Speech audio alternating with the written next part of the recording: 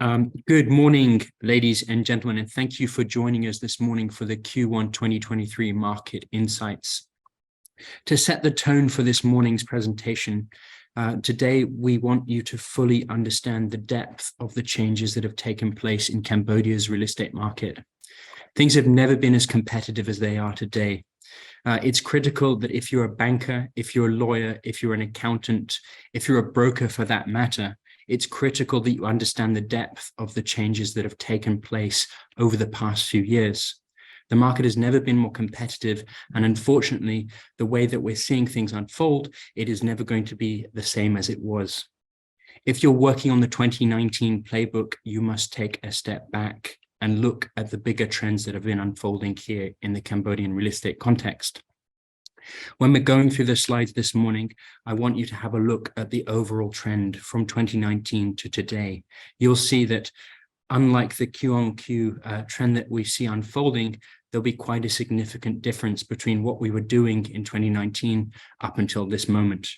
And that's a reflection of so many things. It's a changing global context, but it's also the changing domestic context in terms of supply and demand dynamics. Next slide, please. Great. Sorry about that. Having a clicker issue. Trying to. The clicker's not working. It's looking like you're going back. No. Is it okay? Sorry about this technical malfunction. Okay, so I should have sorry about that. In terms of today's presentation, we're going to give a brief overview of Cambodia's macro economy, followed by an intro into hospitality, office, retail, condominium, and then finally the landed property segments. We will be followed that by a Q&A session. Thank you very much for joining this morning, and we will kick things off with the macro overview. If you have any questions as we go through the presentation today, please do feel free to send in those questions. You'll see a little button at the bottom of the screen for the Q&A options. So please do send in any questions that you may have, and we would be happy to talk you through some of our perspectives on the market. So as mentioned, as we go through this presentation, it's really critical that you look at the bigger picture and understand that Cambodia is more interconnected than it's ever been. We're more globalized and interconnected and impacted by what's going on in the rest of the world. When we're looking at the key indicators, we're seeing some positive signs of improvement when we're looking particularly at the tourism segment.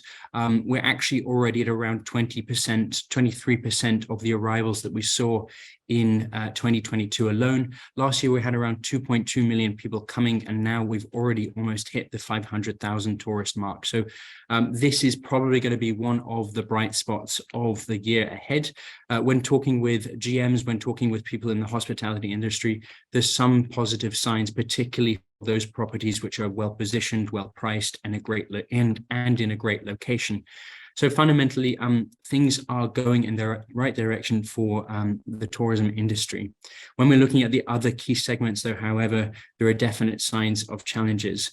We see some positives when it comes down to sort of the Q-on-Q changes that are unfolding in the centrally owned property, particularly in the office space. But as mentioned, just take a step back and look at the overall trend that is unfolding, particularly when we're looking at the changes taking place between the centrally owned property and the strata titled properties. Looking at other key segments such as retail, we're seeing a slight downward trend on a quarterly basis in the retail occupancy, and that's very much related to the overall changes that have been unfolding on the supply side.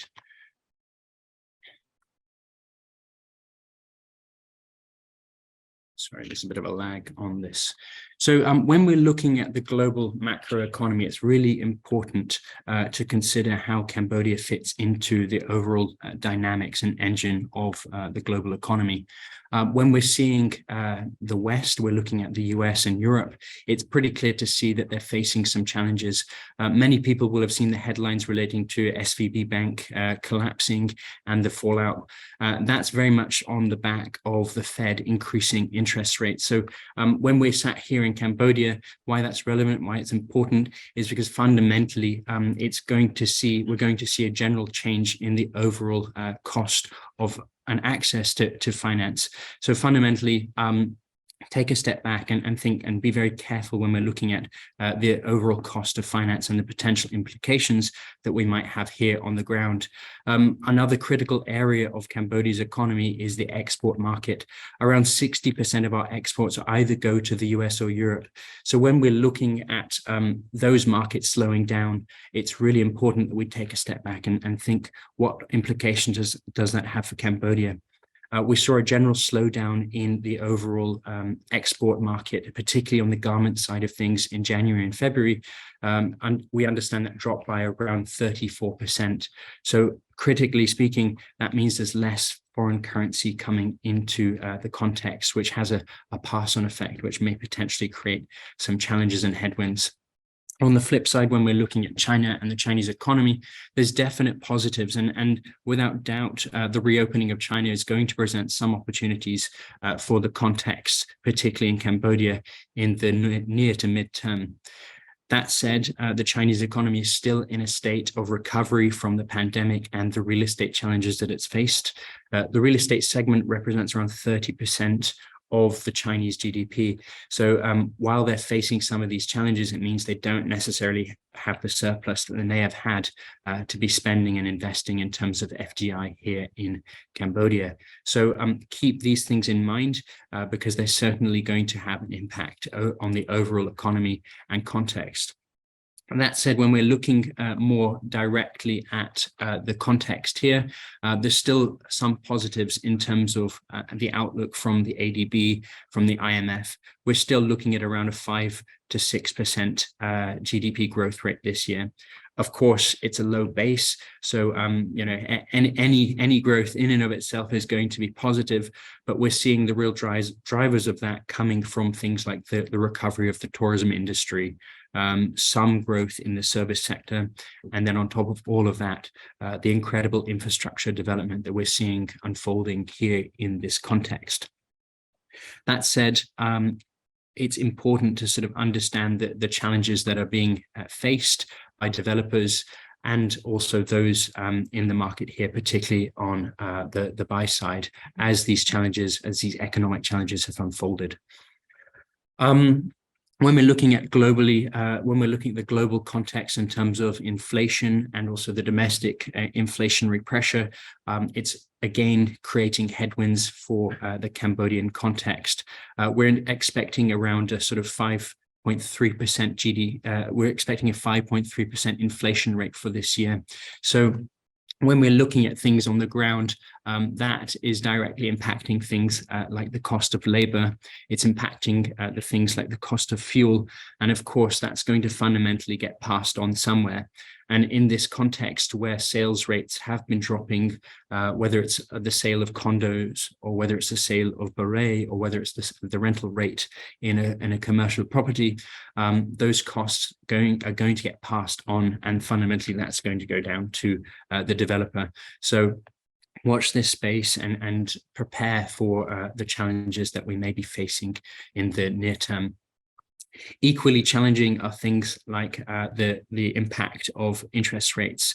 The Fed increased the interest in the US not that long ago, basically in the past month. And that has created further pressure to liquidity. It's increased the cost of finance, and the sugar rush that we've experienced over the past 10 years or so has finally caught up with us. And that is a big driver in terms of the challenges that we are facing, both on a global context, but also domestically. When we're looking at the rising cost of finance, it's critical to understand that when we're looking at Cambodia, it's not only domestic banks which have been tapped to finance projects or finance mortgages, but it's also international banks, particularly on the project financing side of things. So as the constraints increase when it comes down to the cost of finance, it's important to remember that certain players here in this context will have financing from overseas banks from jurisdictions such as Bangkok, aka Thailand, or from Taiwan and other offshore lending locations. So it's critical to understand that as the cost of finance goes up, it's going to be passed on to the domestic context. So if you are a developer, if you're a lender, it's really important that you're working to manage these costs and manage your property as effectively and as efficiently as possible.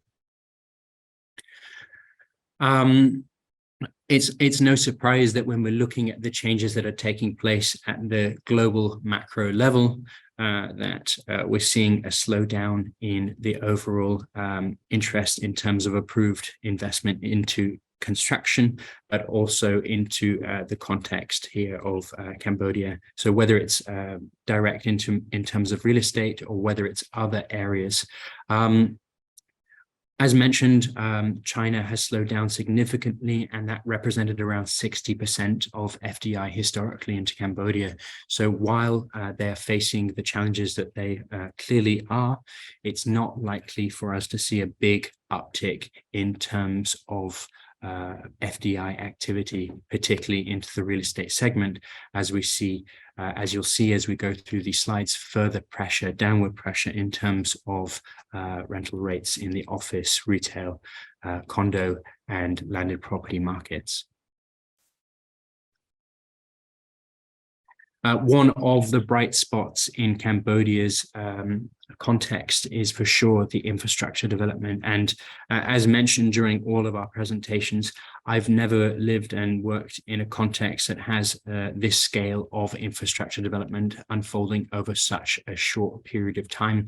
We're seeing a great deal of progress when it comes to the new airport to the south in Tak Mau, which is a real positive for the overall development of the southern area of Phnom Penh. But on top of that, we're seeing continued expressway development in the form of the Phnom Penh Siem Reap Expressway, which we saw MOU signing for the contractor to get involved and kick off the development of that. We've also seen the further development of expressways to from Phnom Penh to Bavet, in addition to Phnom Penh connecting to Battambang. So these areas of development are critical for the overall development of the real estate market, because it unlocks the potential of land, whether it's industrial property, whether it's hospitality, whether it's residential in terms of second homes.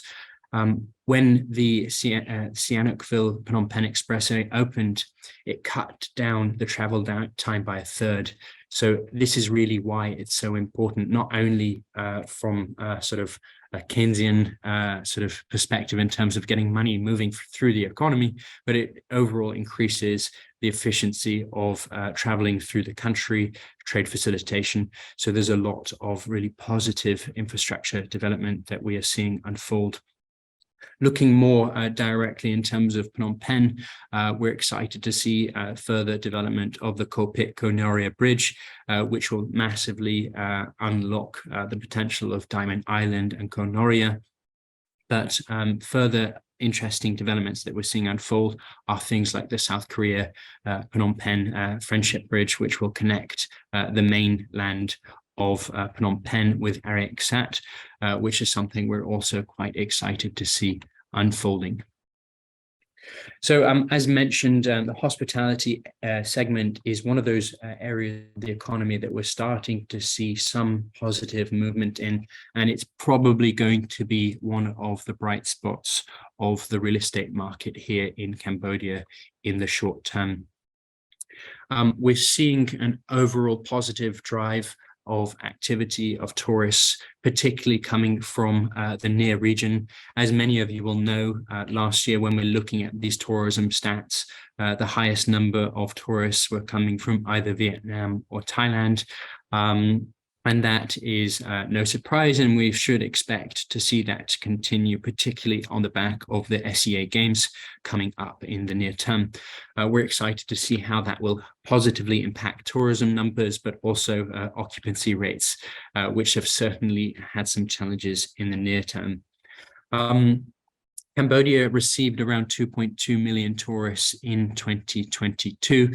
We're excited to see how that will change and continue to develop in the near term. We're expecting around 4 million tourists coming this year. And that is certainly a positive. Over the near term, like a lot of contexts, globally speaking, we've seen a greater interest from Cambodians in domestic tourism, and that's definitely something that we've seen on the back of the development of the Phnom Penh Sihanoukville Expressway. You can see in 2022, there were around 7 million domestic tourists going to the coastal zone, and that's certainly on the back of the new expressway being developed. When we're talking with GMs in various hotels, they are very positive to see Sihanoukville and the coastal zones reopening and re-emerging as tourism destinations in their own right.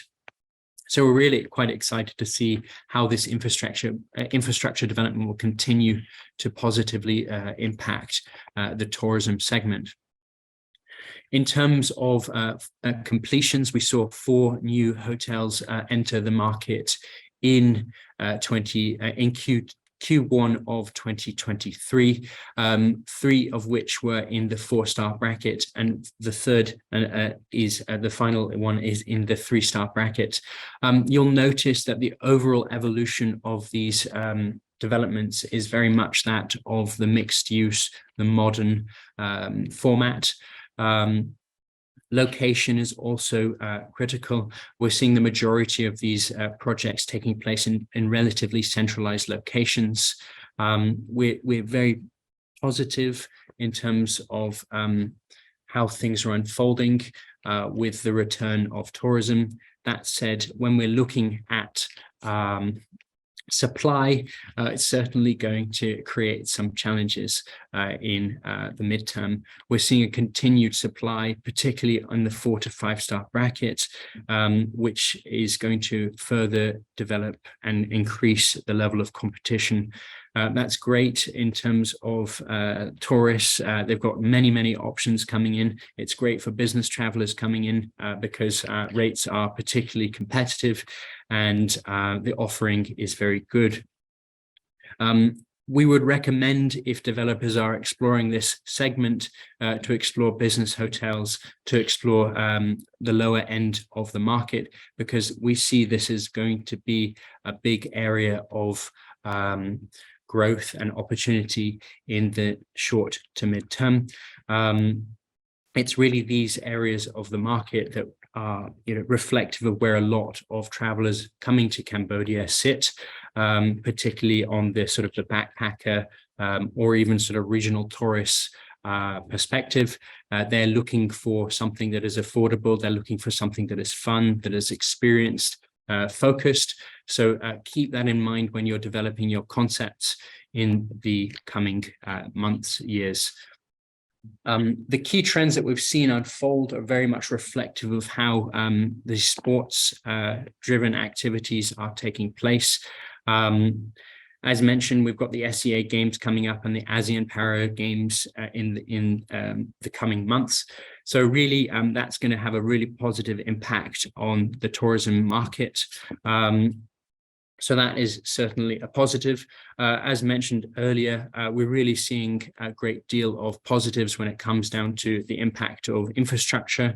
As infrastructure has continued to develop, we have seen a lot more domestic tourists exploring Cambodia and further exploring the coastal areas. So that is definitely an area of positivity.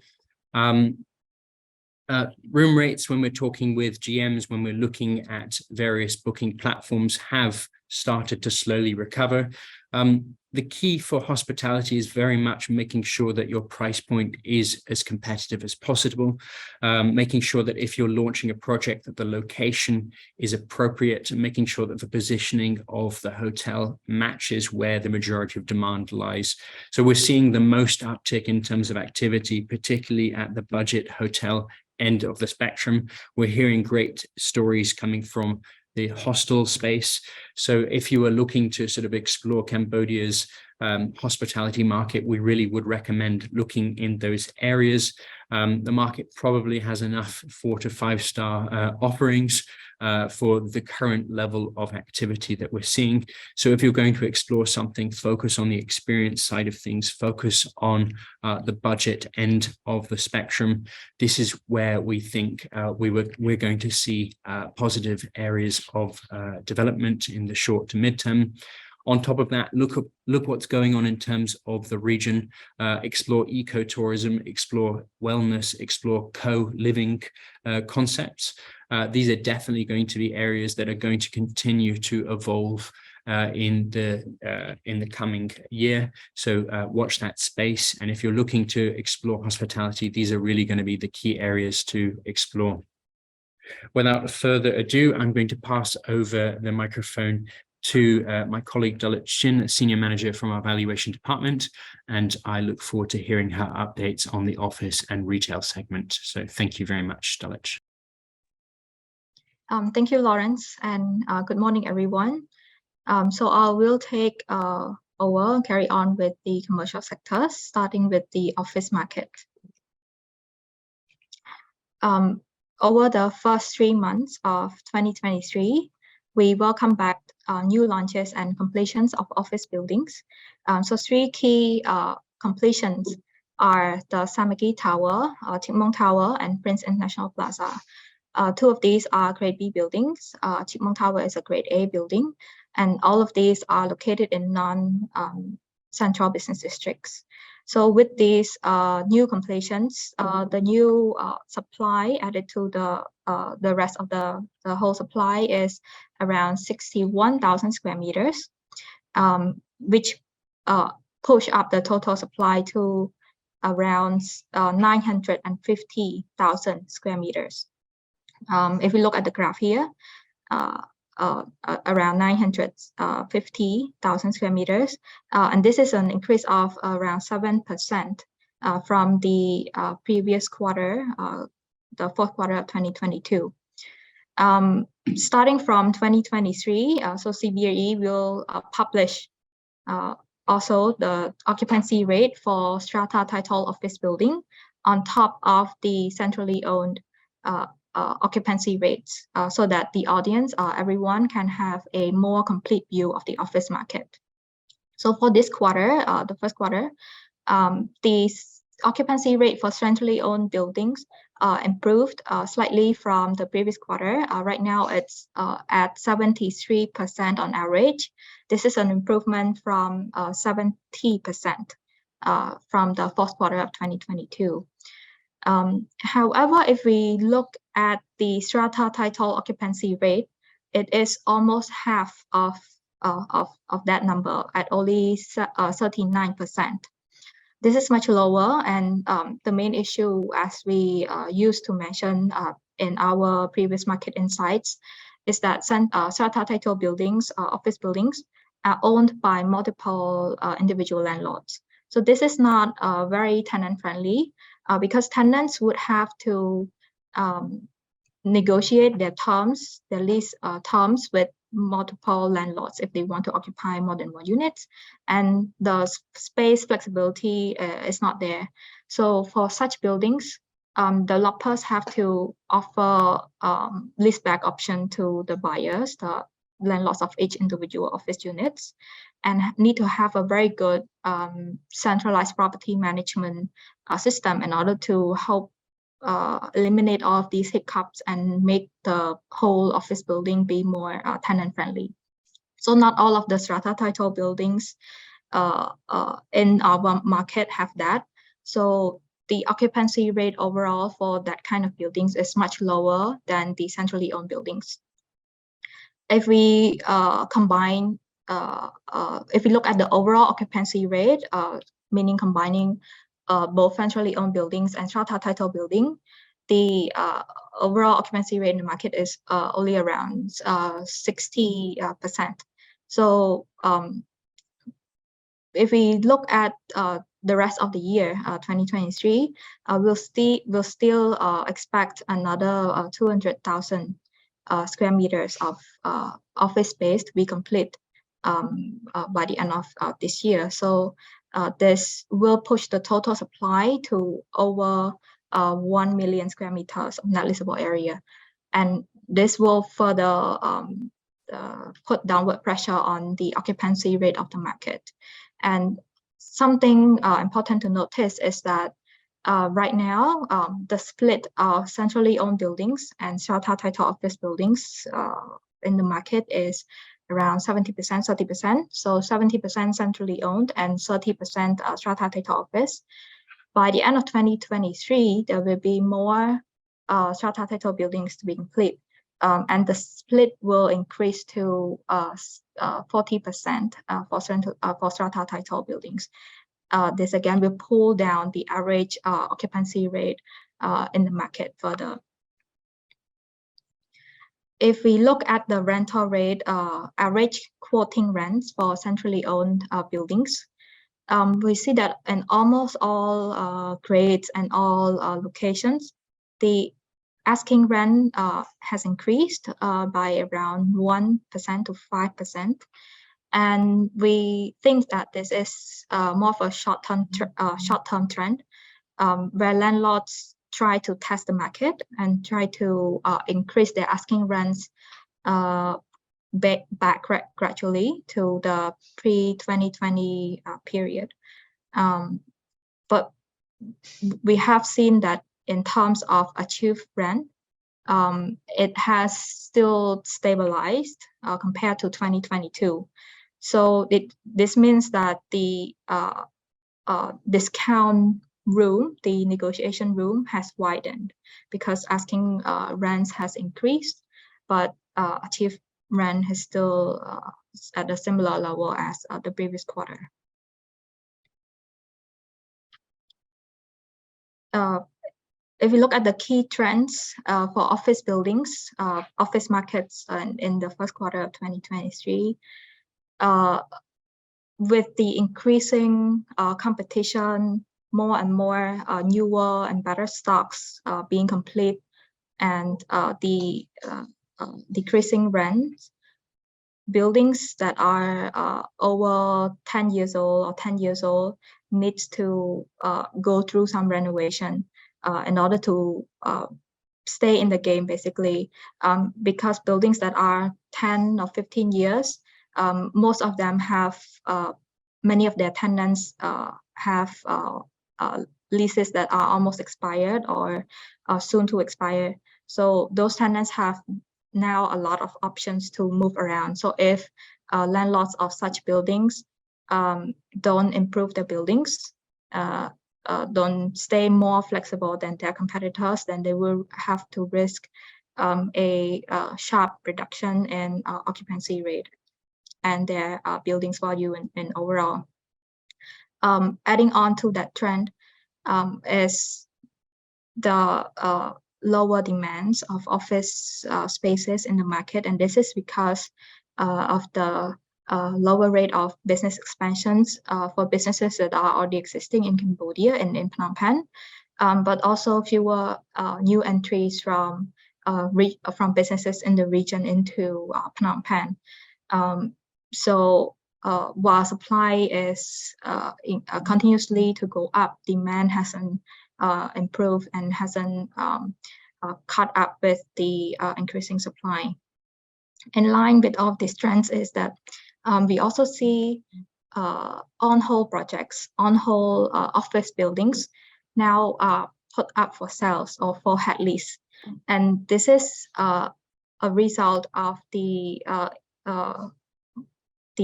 increased cost of capital, like Lawrence mentioned in his part earlier, of increasing interest rate, and plus the cash flow issues of those developers not being able to finish their buildings as expected. So many more of these unfinished developments are now on sales or up for head lease.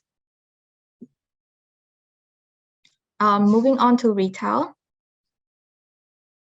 So for retail, after a busy year of new launches and new completions in 2022, in this first quarter of 2023, we saw only one new completion of retail projects and no new launches.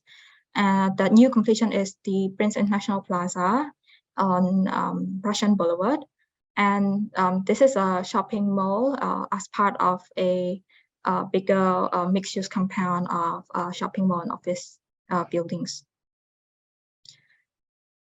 This slowdown in new supply is a good sign actually for the retail sector, because it allows time for the market to absorb the vacant space for a while. As a result, we see the average occupancy rate across all retail, across the whole retail market stabilized compared to the fourth quarter of 2022. The average occupancy rate stays at right now at 70%, and still shopping malls continue to take lead in the occupancy rate because they generally have a larger catchment area, and in general they benefit from higher levels of footfalls than other type of retail formats.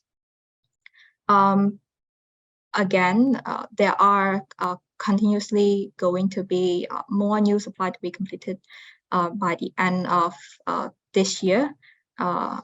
In terms of square meters, it's over 119,000 square meters in net leasable area to be added to the market in 2023, and this will push the total retail supply by 18% to almost 750,000 square meters, as we've seen on the graph here on the slide. So this will continue to put downward pressure on occupancy rate and rents of the retail market. And speaking of rents, we see that there's a decrease, some further adjustments in the quoting rents for formal retail formats, such as community mall and retail podium, being adjusted downward by 4 to 5% in this first quarter of 2023 compared to the previous quarter. Interestingly, we see that there is a shift of interest from formal retail formats towards high streets, and that is because where retail formal retail projects don't have the same level of footfalls that they used to have. Brands, when they expand, they are more interested. More of them are considered to move to high streets or open the new branches at high streets instead. They move outside of the malls, and that is to benefit from larger frontage, better prominence, and better accessibility for their customers and also for the delivery people. And that is why we start to see further reduction in the quoting rents for formal retail formats. And if we talk about retail, this year we have to mention Southern Phnom Penh and ponder if this is the new retail destination for Phnom Penh, because right now there are already 5 retail projects opened in that area, and within just 2022 alone, 2 largest shopping malls in the city opened in that area. We already know Eon Min Chai and the Chipmong 271 Mega Mall. And this is not to mention 8 other upcoming projects, either announced or under construction. So if we sum up the net leasable area for retail projects that are already opened and are under construction in the area, it adds up to over 215,000 square meters. This is almost 30% of the whole retail stock in the city. This is maybe very overwhelming, but if we also look at the upcoming or newly finished residential projects in this area, it supports these retail projects. However, it will take some time because it will take some time for residences in the central districts of Phnom Penh or other districts to move to the southern area once the residential developments are complete. And we think it will take at least 2 or 3 years. But it looks like the southern Phnom Penh is going in direction of the San Sok district. We saw a similar trend here to San Sok district in the previous 6 or 7 years ago. So I will finish off the retail market overview with the key trends. So firstly, as briefly mentioned earlier, is that brands now start to be more interested in expanding outside of malls, and that is for both F&B and fashion brands. And that is because with a lot of competition among former malls, footfalls has dropped. So those retailers have to get creative and change their expansion strategy and move out of, not move out, but expand outside of the malls. Secondly, with all of these competitions, retail projects, retail developers have to be creative in their tenant mix. It needs to have the right tenant mix in order to attract footfalls. Because as we have seen in the map in the previous slide, there are so many upcoming projects or newly opened retail projects within close distance, close proximity from one another.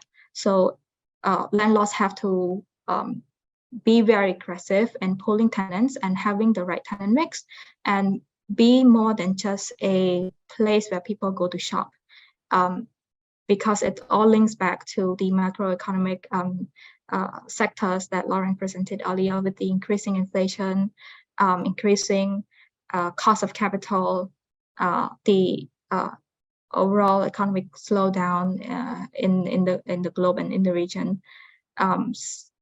Spending power of the local people is also reduced, so people are shopping less. So if retail projects only provide shopping solutions, there will be fewer and fewer people going to the mall. So they have to be a place that also provide spaces for the local peoples to hang out, to eat, to do activities, to entertain themselves. So it needs to have some sort of schools, entertainment activities, clinics to accommodate a wide generation of the local Cambodians, from younger people to families of 2 or 3 generations. So that is all for the commercial sectors. I will pass this on to Ms. Kinkesa to cover the residential sector, who is our Deputy Managing Director. Thank you, Daluch. From now on, I will be discussing the residential market, namely we divided in this market into 2 subsectors, namely condominium and landed property. To begin, let's just look at the movement in condominium market. In the past 3 months of first 3 months of 2023, we have seen 2 new launches and up to 5 new condo completions. These 2 new launches with regard to a condominium market can be considered as a slow down in terms of activity, continue from 1 new launch that we saw in Q4 2022. In terms of the new completion, let's look into more detail regarding the supply situations of condominium market. Beside the 1,300 units that were launched in the 2 new projects, we also saw up to 3,900 units being completed in Q1 2023. It is worth noting that these completions of nearly 4,000 units are from 5 projects that were originally planned to finish in 2022 and now roll over to 23. In the remaining of this year, we're expecting to see another 5,600 units to be completed. And with all of this supply together, combining the completed and the upcoming completions in this year, we're looking at adding another 10,000 units to the completion of the condominium market and raise the accumulated supply up to around 58,000 units as at the end of 2023. It is also good to look at the number of new projects and number of new units being launched each year. We are presenting up to more than 13 years of data here. We're looking at the lowest new supplies in 2022 if you compare this at about the same level as 2012. And we're expecting to see a continuous slowdown in new launch as the competitions in condominium market has been quite high, and as the demand has been dropped, and as a result, we've seen a lot of slowdowns in sales as compared to the peak period of between 2018 and 21. In terms of pricings, obviously price is a result of the competitions in the market. As you can see here, selling price across almost all segments continue to stabilize since the beginning of 2022, and we're expecting to see this trend continue at least until the rest of the 2023. Moving forward in 24, we'll keep a close eye on whether condominium has a chance to pick up in terms of price. This would largely depends on the demand, especially from international buyers. Which leading me to the next key trends here. As you can see, as we discussed earlier, despite the slowing downs in sale, we start to see some new launch up to 2 projects, and the scale of this project is quite large as well, combining at 1,300 units. That's quite a sensible size. The second trend that I was trying to highlight is the local buyer continue to drive the condominium market after a huge drop in international interest. But we also see a continuous return, actually, interest from Asian market, including China and Southeast Asian buyers.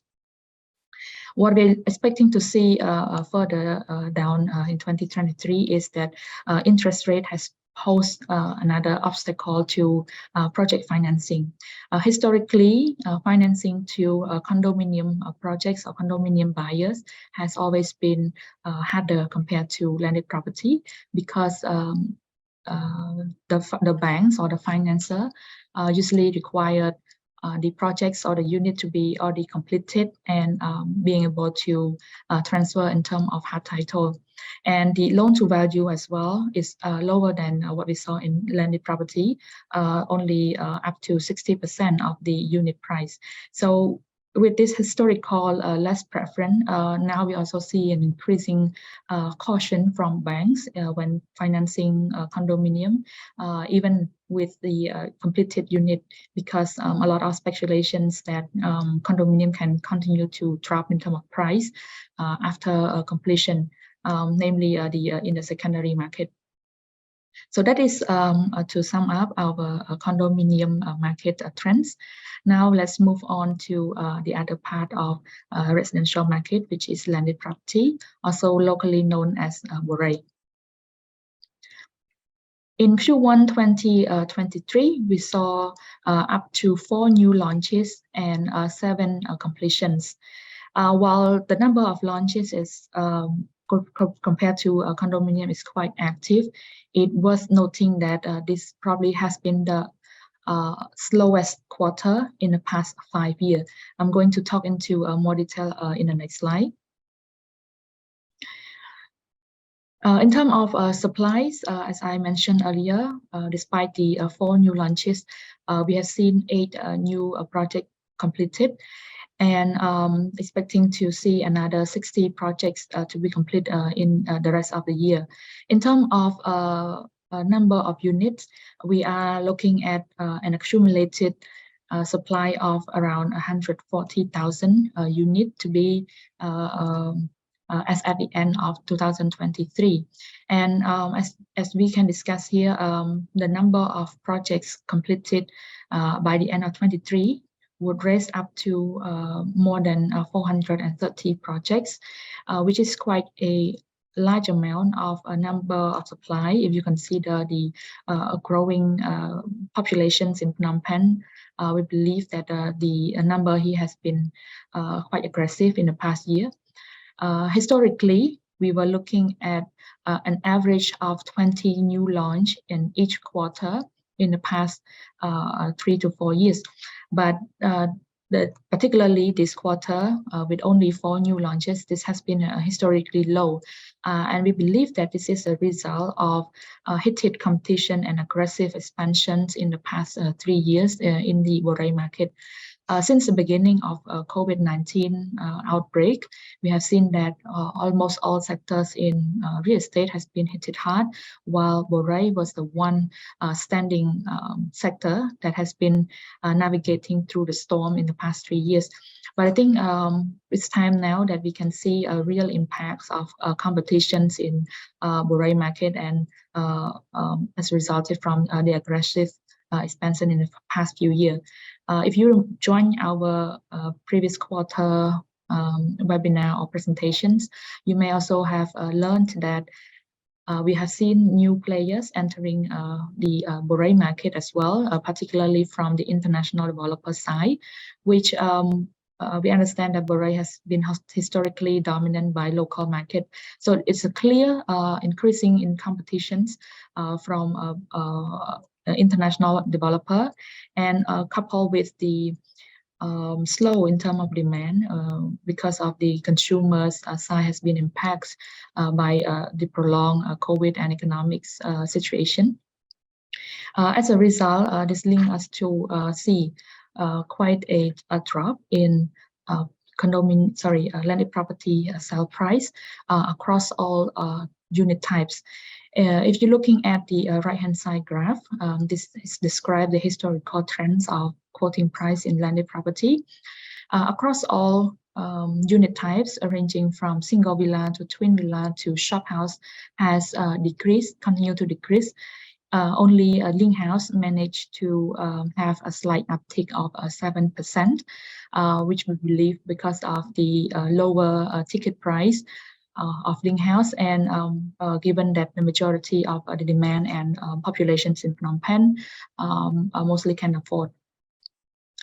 Moving on to the last slide of my presentations, looking at the overall trends in Borei market, we're starting to see that in addition to lower price or discounts that developer are offering, we're also seeing more favorable or easier payment terms, allowing buyers to pay less per month or pay less upfront, and to acquire the units. As a result, we think that developers are now facing a lot of issues or challenges regarding their cash flow.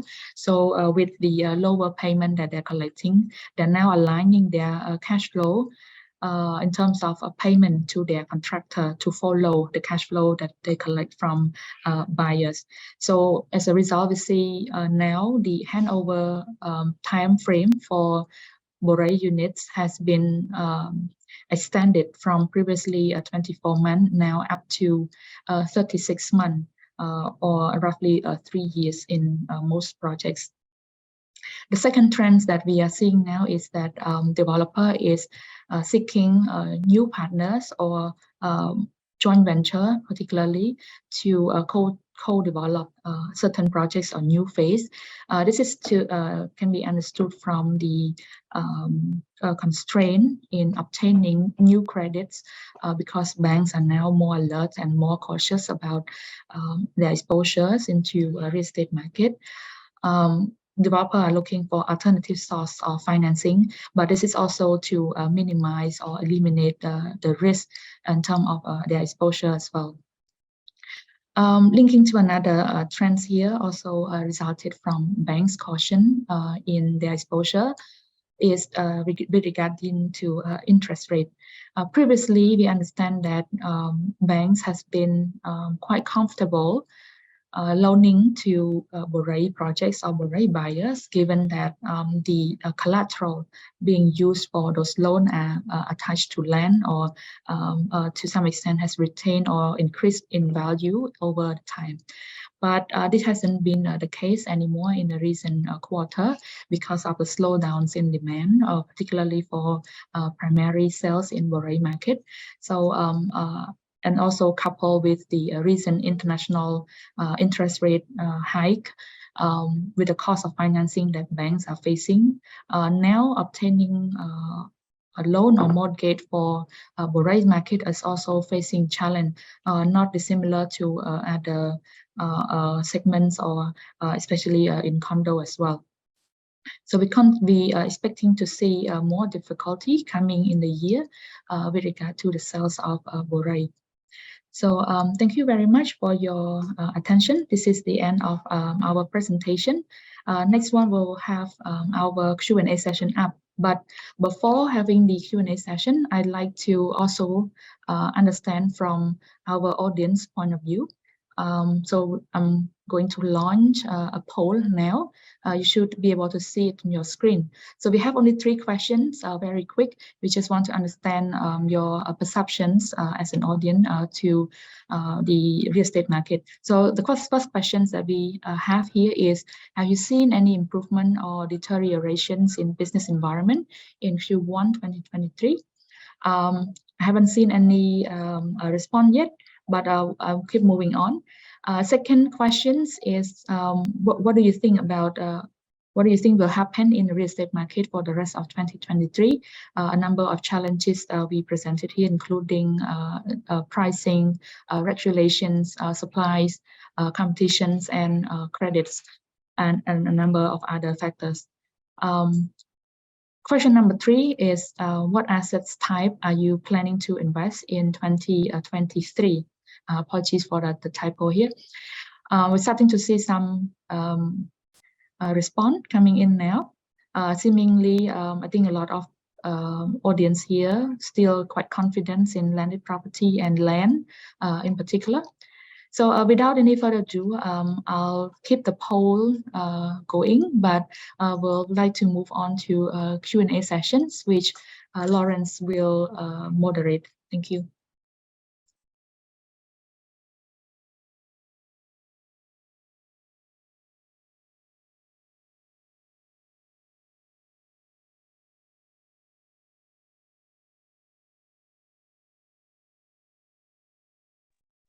Thank you very much for the overview, Kinkesa and Daluch. Really appreciate all of your insights into the market. We've got a number of questions coming in slowly, and please do send any questions in from the audience if you have any. I can see there are a few familiar faces or names on the attendee list, so don't hide. Please do ask some questions.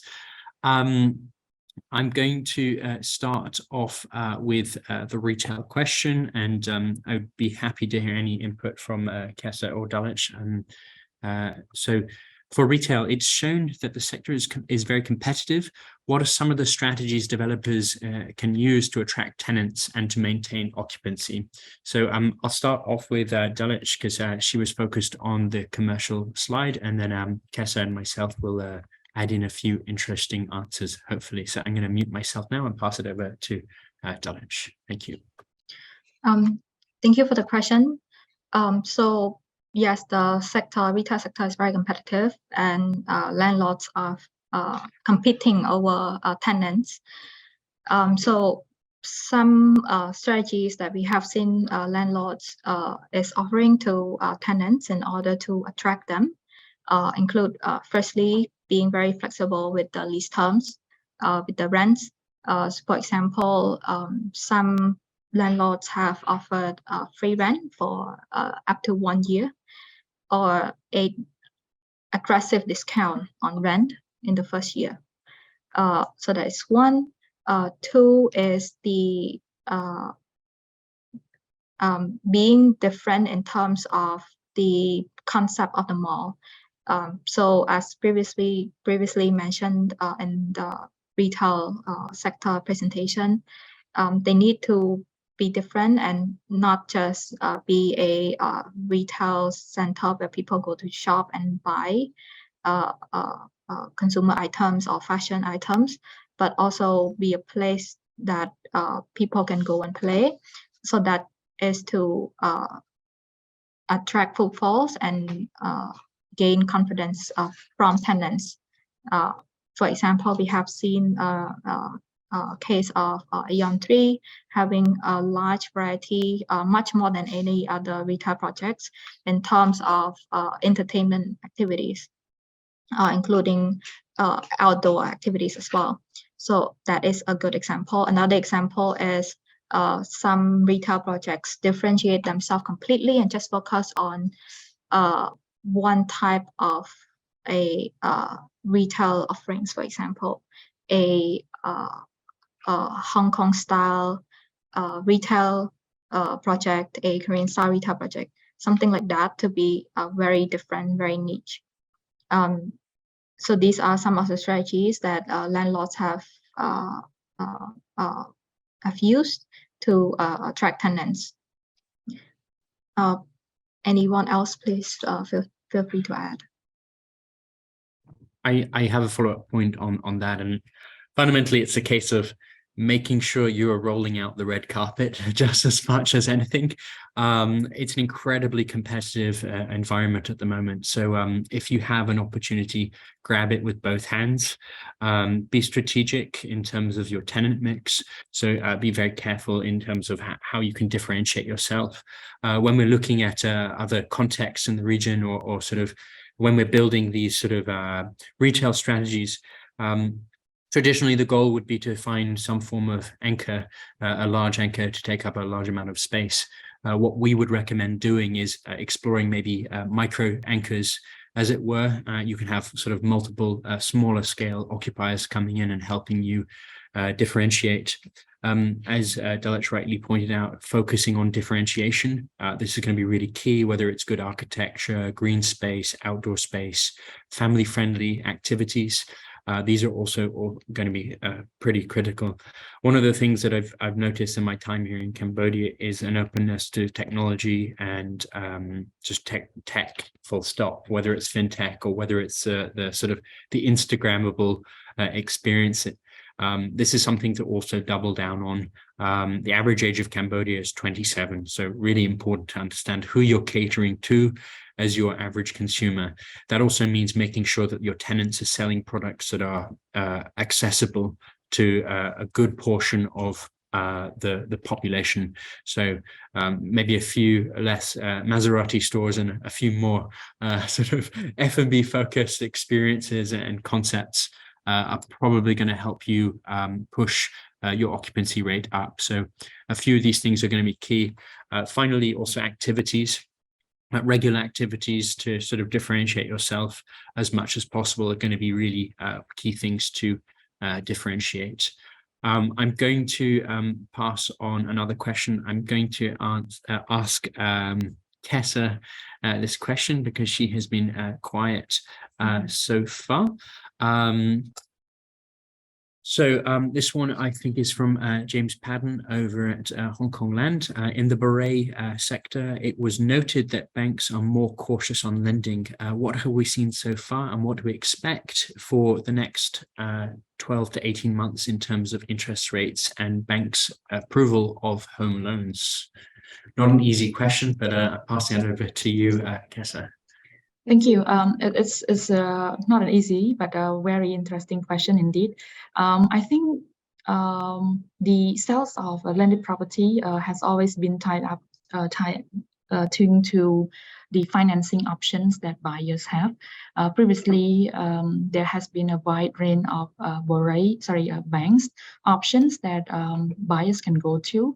Developer themselves were also financing, but I think the structure itself wasn't sustainable in the first place when developer financing the project themselves, and once they face the risk of cash flow, the financing can be putting more burden on developer. That's why I think banks mortgage play a very important role here. And in terms of banks' willingness to lend, would be, I think, tied up to the performance of the market, as well as the cost of financing. So the cost of financing is an external factor that we may not have the control on. As far as we understand, we may not expect to see the interest rate coming down in the next few months at least. As we understand, especially Federal Reserve of the United States looking to at least maintain the interest rate or may increase further depending on the action in terms of inflation and buyers. So I would say that in the best case, we will see interest rate being stable for the rest of the year, and in the worst case, we may see more increase.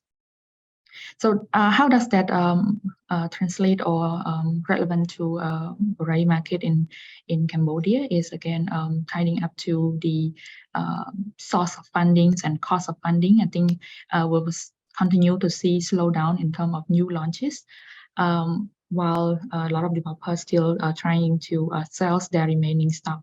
So I think that's at least a certain point that we can see coming up in this year. Great. Great, thank you so much, Kesa, for that insightful answer.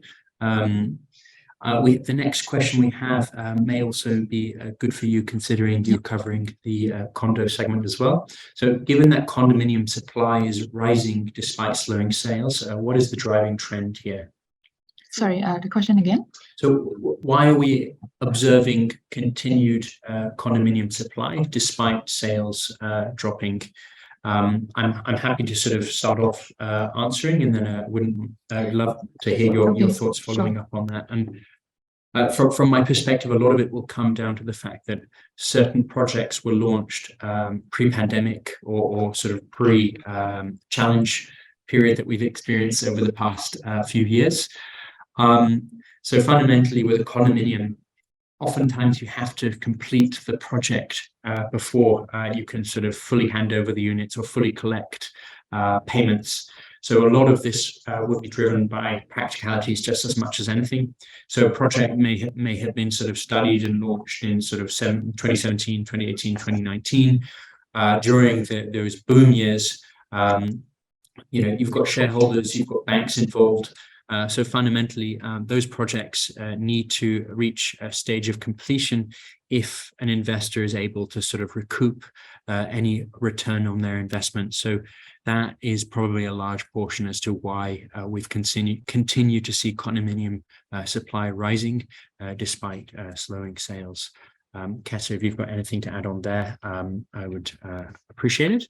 Otherwise, you have covered quite a lot. I just want to add one other small point. I think some condominium developers are still confident with their project, given I think the location factor is very, very important for the new launches in current situation. Also the unit designs and positioning that the upcoming projects are offering. I think if developers are not super confident about these two factors, there will be a lot of challenges in the sales of the new launch. Thank you. Thank you very much, Kesa. I'm just looking for the next question, and I think I will aim this one at Daluch. So will foreigners be able to buy landed property through trust companies?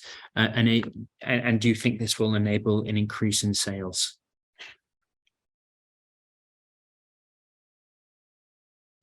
Thank you, Lawrence.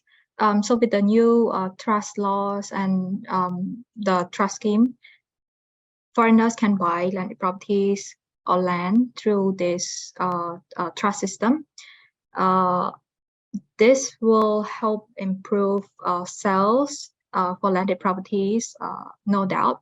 But whether or not it will take the majority share in terms of the demand, if compared to local buyers, I don't think it will.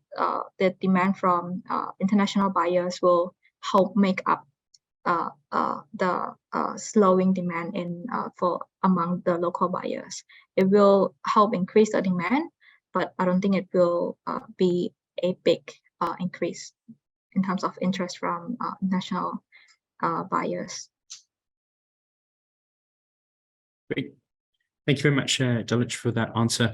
Quite an interesting question from Kim on the Q&A section. What does the real estate sector want from the government in terms of short to medium-term policies to help revitalize the sector? Big question, and definitely not an easy one to necessarily approach in this context. I have a few starting off points, and then I'd love to hear at least one answer from each of my co-panelists. The first primary policy would be that of potential better regulation of the planning and its enforcement, if that makes sense. So if we were able to sort of restrict and control the supply that's coming online into the market, I think this would be a primary target to help control the overall activity. And so one of the biggest challenges that we're facing is this imbalance between supply and demand. And the primary way in which we can control that is by reducing the supply that's coming online, at very least in the short term. I think this would be my primary request from policymakers. The next area that potentially could be interesting would be again, thinking sort of pie in the sky, sort of anything on the table, in order to sort of take up some of the existing stock. Maybe there could be incentives to convert use to embrace more of the alternatives. This certainly won't be easy from sort of an MEP perspective or the technical standpoint, particularly for things like healthcare. But this may be a very positive way in which to sort of better utilize stock. So as mentioned, healthcare, education, whether it's primary or whether it's university, could be a great way in which to sort of more greatly utilize existing stock that's come on the market and that isn't fully utilized. So if there were any incentives that could be created to sort of attract, whether it's joint venture partners, whether it's operators, or whether it's going to allow developers to sort of convert use, this may be something that could be interesting to sort of better utilize the stock that's come online. I'm going to ask each of the other panelists to answer this fairly challenging question. So I'll start off with Kesa, if you have any interesting insights. Yeah, I think short-term and medium-term policy may be hard in terms of designs and to make it rolling into impact, because generally real estate traditionally is not a sector that is receptive of change, because it generally takes time for whether it's economic change or policy change to take shapes and make impacts in real estate. But I think there has been some ongoing initiative that being done, and I think moving forward, pushing on some of the policy forward can help relieve the pressure of developers. For example, the tax relief, especially on capital gain tax, that has been delayed in terms of collections. This is one of the example policy that can be used in the short term relief for developer.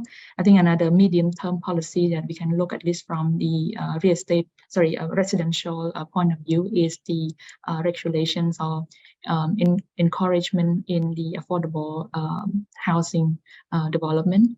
We understand that there has been some policy in place with regarding to incentive for affordable developer, but in practice, I think a lot of developer still have questions whether how to be qualified as affordable projects and what are the incentive scheme that they are entitled to, whether it's in monetary term, tax term, or bureaucracy term. So I think affordable, I picked out affordable residential projects here because majority of the market within Phnom Penh and around Phnom Penh are still relying on certain income brackets that can only afford affordable units. So I think those are some of the policy that government has been looking into and can continue to deepen further. Also love to hear from Daluch if you have any points to add. Daluch. Thank you. So I agree with all the points that Kinkesa and Lawrence has mentioned. Like what I would like to add on is again to stress on the a good master planning for at least for the capital city, and by having a good master plan for the capital city allows the authority of the government to in a sense control what is being built and what is being sold or leased on the market, asking questions like, do we need more commercial projects, more retail projects, or more residential projects in this area? What is the future demand, future population? What is the demographic in specific areas in the city, and what will these local residents need in terms of the from real estate sectors? So allowing or only providing permits for that kind of developments that suit the demand of those local residents and future residents, having all of that planned out well is very critical in supporting the development, a smooth development of the real estate sector, at least in the city first, in the capital city first. And this is definitely take time. It's most likely not in the short and medium term, and the government has started working on this initiative for a number of years now, but we hope to see more of these policies being implemented, continue to be clearly implemented. Great, and thank you very much, Daluch and Kinkesa, for those answers. Again, another great sort of broad question is, okay, so there are lots of challenges that we're seeing in the market right now, but where do the opportunities lie? Again, I'll go around the room asking Kinkesa, Daluch, those two questions, and then I will add on something at the end. So Kinkesa, if you could kick off, that would be great. Thank you very much. Thank you. I love to start first because I have a lot to say. Hate to be the last one. So I think to begin with, Cambodian as a developing market, my traditional answer would be go straight to land as an opportunity. But I want to highlight that this is only applicable for developers or future developer that have cash sit around. And I think that this is a great opportunity. We have seen land price has started to come down finally in the last 6 to 10 months. And if you are a developer and looking to continue the development in the next few years, I think this is a chance to grab development lands, particularly at affordable or reasonable price. Another suggestions or opportunity would be in the income generating assets, including could be an office building, a hotel that already up and running with good occupancy. We understand that because of the nature of business or developer in Cambodia here. They tend to have multiple assets, and they are willing to sell some of the asset to rescue cash flow of the other. So if you have identified good income generating assets, like I mentioned earlier, with occupancy, with good location, and at discounted price, this is also a great opportunity. If you haven't found any, can come to talk to our team. We have a number of options to introduce as well. So I'll keep some of the opportunity for Daluch and Lawrence to mention. Thank you. Thank you. My take on this question would be repurposing opportunity, whether you already have a building that is empty or looking to invest in real estate, purchasing a vacant building, maybe finished or unfinished. If unfinished or sold projects, more likely than not, the landlords have a cash flow issue. It is willing to sell below market value. So that is a good opportunity. And if it's located in a good location for residential purposes, I would recommend converting that kind of building is suitable to be a co-living building, a student accommodation. We have a shortage in that kind of formal student accommodation supply in Phnom Penh, and I think the market is ready for that, especially in the communes and districts that have a lot of universities. So that is an opportunity from my point of view. Thank you very much, Daluch and Kesa. I think I would agree with you on most of those points. Cash is king. As the famous adage goes, buy when there's blood in the streets. It's a strong statement, but fundamentally now is going to be the time. If you were thinking of entering real estate, this is possibly it, at least in terms of thinking more mid to long term. To acquire that development site at a discount, to buy a building at a discount. That is really what we are considering, and that is really what we're advising people to do. Alternatives are definitely going to be sort of the name of the game as well. So don't focus on the conventional asset classes in terms of condo, bouret, office, retail. If you have an office tower, as both of my co-hosts have mentioned, look into how you can sort of further utilize it. If it's a little bit older, consider maybe it needs a little bit of TLC, as I like to jokingly say in the office, give it the Korean facelift that it desperately needs. Take a look around at your neighborhood, think about what rental rates are being offered in that building, restore the exterior of your building. Now is the time to sort of consider the competition that is unfolding. If you have an older building, it definitely is at risk of reaching the end of its economic usefulness. So really be careful and plan ahead. The alternatives are really, as both of my colleagues have said, think about healthcare, think about logistics, think about education, data centers, co-living, student accommodation, and then of course the one area that I personally feel is much unloved, agriculture. This is an area of real estate that is massively undertapped, in my opinion.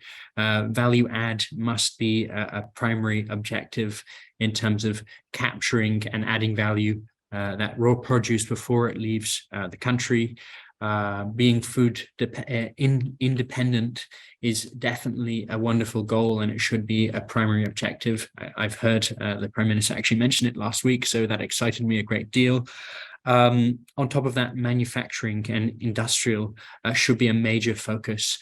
This is something that if you've joined any of our previous events, something that we're really sort of interested in and passionate about, because it creates thousands of jobs and will certainly be the engine that we much need to propel the country forward. So those are some of the areas that we would really recommend looking into. There's a retail related question that I will pass over to Daluch. So as retail is currently concentrated in southern Phnom Penh, what is your view on retail prospects along National Road 4 near the factories? That's quite a specific question, but I'll throw that one over to you, Daluch. Thank you. Yes, thank you for the question. We've already seen some, but very few retail projects located in the western part of Phnom Penh, near the factories, but it is a good location to develop retail projects. However, the developer have to be very considerate of the local residents, local demand in that area, given the fact that most of them are, a lot of them are factory workers. The spending power is low, so the retail projects need to be catered towards their needs, providing more affordable options, focusing more on F&B, focusing more on entertainment activities, affordable entertainment activities, and basically utilize on the cheaper land price in that area to have larger projects, more open space. Yes, in order to be able to attract the local residents there. It cannot be the same as retail projects in the southern part, where we have large shopping malls, or community malls located close to each other like that. Thanks, Daluch. Appreciate that answer. We are coming to the sort of latter end of our presentation today, so we've got a few more questions before we have to wrap things up. This one is probably quite an interesting one to hear from Kinkesa. So what can be expected in the up and coming years regarding the development of service apartments and hotels? We can talk about trends or we can talk about supply. So I'd love to hear your insights there. Thank you very much. Thank you. Because we didn't have time for the presentation, so we didn't cover service apartment, but we do look at service apartment regularly as well, so we have data. So from our data, we have seen that in terms of number of supplies, service apartment tend to move slower compared to condo. I think that this can also be understood of, the nature of service apartment success, mostly tied to the convenience and particularly the locations and service and the experience of operator. So generally we see less movement in service apartment, but we also see that service apartment is being competed by stocks in condominiums and to some extent hotel as well, because some of the condo stocks that are offered under the GR, Guaranteed Rental Return Scheme, were converted or operated as a service apartment by the developer or a third party as well. And with the recent slowdown in tourist arrival, we have seen some hotel offering a long-term stay at a better rate as well. So these are the two other segments that are competing in addition to service apartment supply themselves. Moving on forward this year, I think that we will see a lot of activities in terms of tourist arrival, especially with regards to the athletes and delegates coming to the SEA Games and ASEAN Para Games, as well as many other sport events following this year. We have already seen service apartment operators starting to offer package, particularly for the celebrations of SEA Games and SEA Games athletes. So these are something we're expecting to see the rest of the year. And I think with the returns of tourists, with some tourists who intended to stay longer in Cambodia or Phnom Penh, would looking at service apartment, branded service apartment, I would say, as an alternative accommodation option instead of hotel as well. So that's what we can expect for this year. Thank you. Perfect. I think, as I mentioned, we're sort of coming to the latter end of our presentation today. So I think this is a great opportunity for us to round off the presentation, and we can go around the table and ask each of the panelists if they were going to sort of give one piece of advice to somebody either in the real estate market or related to the real estate market, what that might be. As mentioned, I will start off with Kinkesa Kim, our Deputy Managing Director, followed by Daluch Chin, our Senior Manager from the Valuation team, and then I will follow up from that. So please go ahead, Kesa. Thank you. Again, I love to be the first one to answer. I think actually there are a lot of things, and we have a lot of questions here that we couldn't cover in time. But if I only have 1 minute to wrap up, I think my key message to our audience here, whether you are a developer or a real estate investor, I think 2023 is not easier than 2022, if I'm being honest. I don't think there's a lot of positivity or optimistic movement in the rest of the year. Having said that, I think that some projects that have good locations and understand the positioning well can still perform.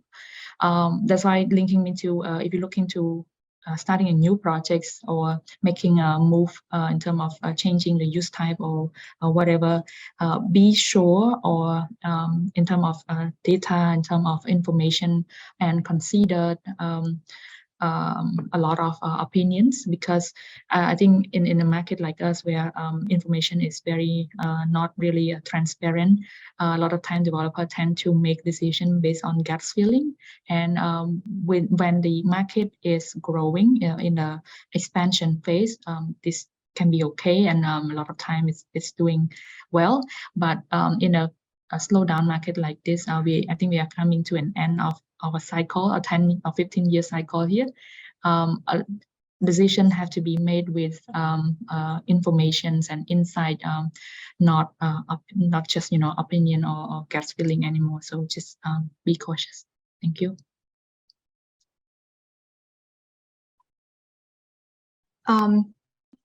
Thank you for the question, the wrap-up question. My take on this is that if you are already in the real estate sectors, particularly the traditional sectors like office, retail, residential, from the seller landlord side of things, we need to be as flexible as possible in order to go on along with this wave, this uncertainties in the market in the current time. And if you are not yet in the real estate sector, I would say wait and see first. As Ms. Kinkesa said, pay attention to the real market insights, real market data, and listen to the demand, and then decide to only go in when the market is ready, when there is demand again. One more thing is to take this opportunity to look around and catch on the lower the for sales properties, and take on these opportunities because a lot of wealth is created during a market downturn. So if you have the financial capability, cash on hand, jump on this opportunity to acquire lower than market value assets. Yeah. Thank you very much, Kesa and Daluch, for those concluding notes. From my side, I couldn't agree more, and I think as we started, we will end. This is the most challenging and probably the most competitive Phnom Penh's real estate market has potentially ever been, and we certainly are reaching the sort of the tail end of what has been a 10 to 15 year cycle. So you must, and we cannot emphasize this more, you must not be using the 2019 playbook. The market has changed immeasurably It is a different market. So you cannot do the same things and expect the same results. So please do your feasibility studies. Please do your market investigations before launching a new project. Talk with banks in terms of access to finance. Understand what the most attractive payments terms may be. So these are all going to be some of the most critical areas that you can decide on, you can understand.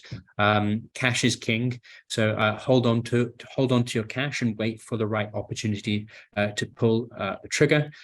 And on that bombshell, we will say thank you very much for joining the Q1 2023 Market Insights from CBRE Cambodia. Thank you very much, and have a great remainder to the week. Goodbye.